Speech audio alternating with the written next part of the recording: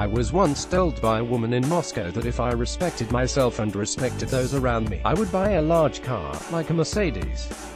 I did not listen, of course.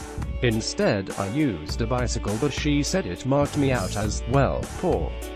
Nonetheless, my cycle to Sky News compact office on Kutuzovsky Prospect offered and told Rish. The best part of the journey took me over an old stone bridge which spans the Moscow River. Commissioned by the last Tsar to carry an urban railway, the crossing has lost its train tracks but gained a glass canopy and is now used exclusively by pedestrians and impoverished-looking bicycle people. It is a great place to see the city's muscular buildings protruding from the riverbank and a fantastic spot to watch the Russians themselves. Regardless of the time or weather conditions, you'll find people on the bridge celebrating weddings, graduations, new jobs and love affairs. Bottles of champagne or vodka are deployed in support, and there is always someone capturing the moment with a camera or a mobile phone. These impromptu photo shoots are a remarkable thing to witness. The celebrants employ well-practiced head tilts and pouted lips and deeply cinematic stares. Hair is plumped and limbs are extended in daily acts of exhibitionism. Image Russian President Vladimir Putin answers to no one in the West. Such scenes would invite mockery, but in Russia, people feel free and uninhibited amongst the family and friends. There is a personal zone where the state, and the bridge's dedicated security guard, dare not intrude. Unlike the bridge, however, there are other areas where citizens have learned to keep out. In my experience, most people avoid talk of politics and few opine about the nation's stagnating economy or its fast-expanding foreign policy. Criticizing the government and calling for reform are the equivalent of looking for trouble. As a senior defense correspondent at a national newspaper told me, "Please remember, I cannot afford to be called a liberal in this country." For hundreds of years, liberal-minded activists have been advocating for Western-style governance and civil rights in Russia, and for hundreds of years, nothing good has come of it. During the Russian parliamentary elections in 2015, I watched a polite, well-meaning candidate called Nikolai Lyaskin deliver his pitch to commuters as they exited a Moscow metro station. "You are in charge," he pleaded.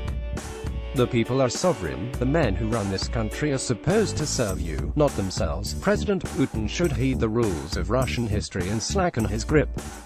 He should engage with people like Navalny because future rivals may prove more extreme.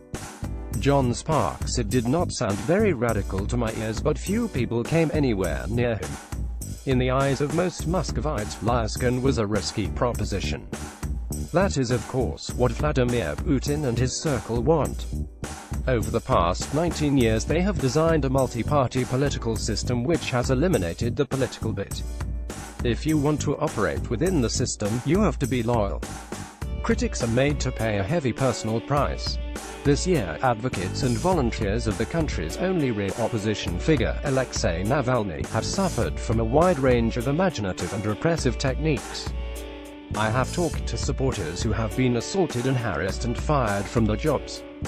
The owners of community halls and leases of stage equipment have been forbidden from doing business with them, while Navalny's campaign offices have been invaded by the police and right-meaning citizens. Mr. Lyaskin knows what it is like to be targeted.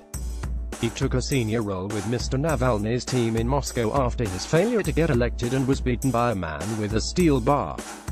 The longtime activist survived the assault but was later accused by police officers of paying the assailant $2,600 to have himself attacked. Mr. Lyaskin dismissed the accusation as ludicrous and blamed the Kremlin for concocting it. Image Alexei Navalny says charges against him are politically motivated while a hardy band of Democrats struggle with thugs and dodgy policemen. President Putin can prepare for next March's presidential election in the near certain knowledge that he will win. Navalny has been banned from participating due to a previous fraud conviction that he says is politically motivated. If one were to isolate any single achievement from his third term as president, I think this it.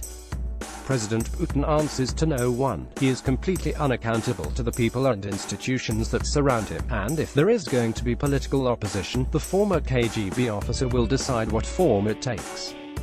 Mr. Putin has said as much himself. When asked at his annual and only press conference if he could explain why so many opposition politicians end up killed or imprisoned, he fired back that such characters have no plans or policies and are simply trying to destabilize Russia. We do not want the second edition of today's Ukraine for Russia. No, we do not want and will not allow it, he said, as the journalists in the hall wildly applauded him. I fear the seeds of the next Russian tragedy have been planted here. The last Tsar, Nicholas II, was deaf to the calls of liberals for a constitution and a representative assembly, and by the time he was forced to negotiate, the nation was set on far more radical course.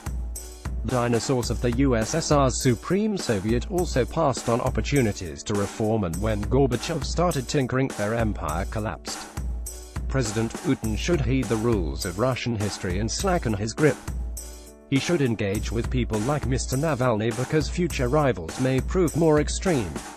But history suggests that the Russian leader will not let go. The people of Russia certainly do not expect him to leave quickly, but the age of Putin is something that many have already come to regret. Sky Views is a series of comment pieces by Sky News editors and correspondents published every morning.